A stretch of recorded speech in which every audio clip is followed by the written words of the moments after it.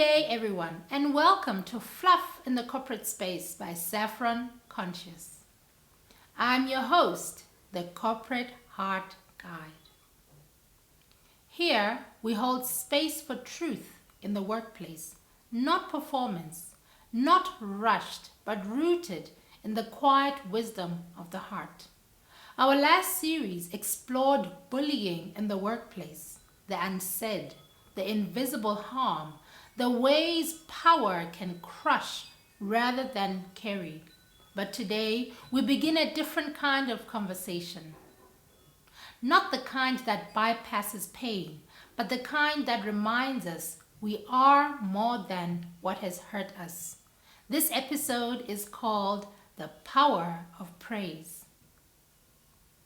Let's begin. What we call fluff is often what we fear. In corporate culture, praise is often dismissed as fluff. It is seen as optional, nice to have, a soft skill. But that dismissal says more about our discomfort with vulnerability than it does about the value of appreciation.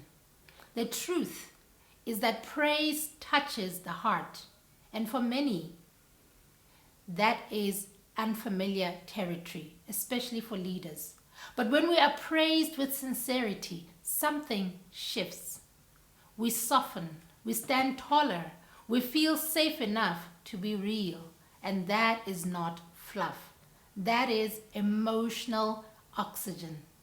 Let's talk about what happens in the heart when we are genuinely appreciated. The heart is more than a metaphor.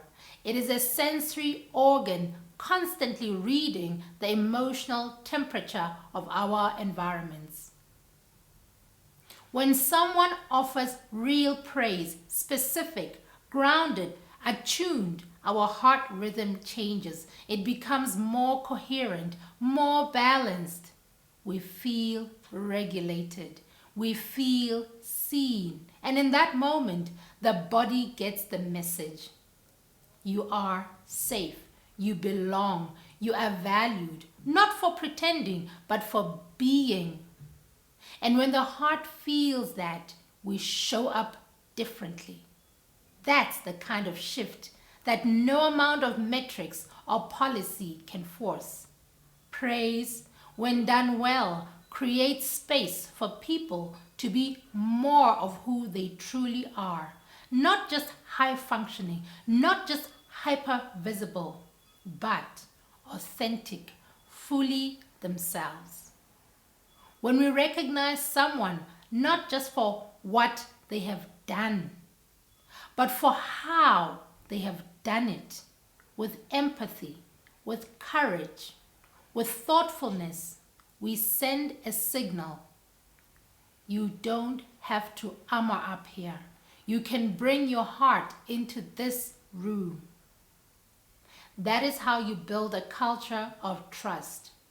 And that is how you lead without breaking people down. Let's make a distinction. Real praise is specific, it's felt, and it's grounded in truth. It doesn't flatter, it reflects. Performance praise, the kind handed out to tick boxes or pacify, doesn't reach the heart. The wisdom of the heart teaches us this. What is not sincere cannot nourish.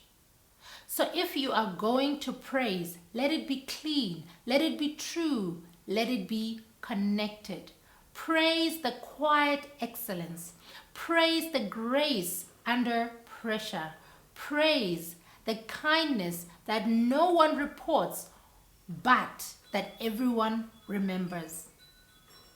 When you praise like that, you are leading from the heart, not from a script. How can we move from praise to thriving? Well, a heart-centered workplace isn't just about feeling good.